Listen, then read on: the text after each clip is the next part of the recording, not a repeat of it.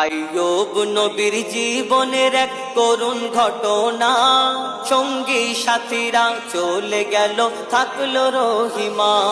আইয়ুব নবীর জীবনের এক করুণ ঘটনা, সঙ্গী সাথীরা চলে গেল থাকলো রহিমা।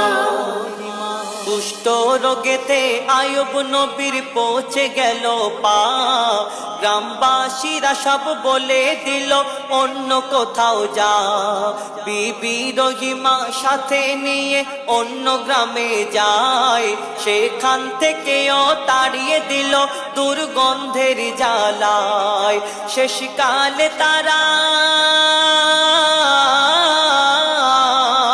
শেষকালে তারা জঙ্গলেতে হলো রওয়ানা। শত কষ্ট সয়ে তবু আল্লাহকে ভোলে না। আইয়ুব নবীর জীবনের এক করুণ ঘটনা, সঙ্গী সাথীরা চলে গেল থাকলো রহিমা।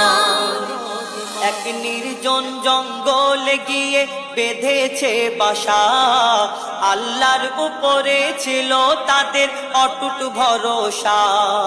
ক্ষুধার জ্বালায় বিবি রহিমা যায় কাজের সন্ধানে, লোকের বাড়িতে কাজ করে খাবার সে আনে। এমন করে কিছু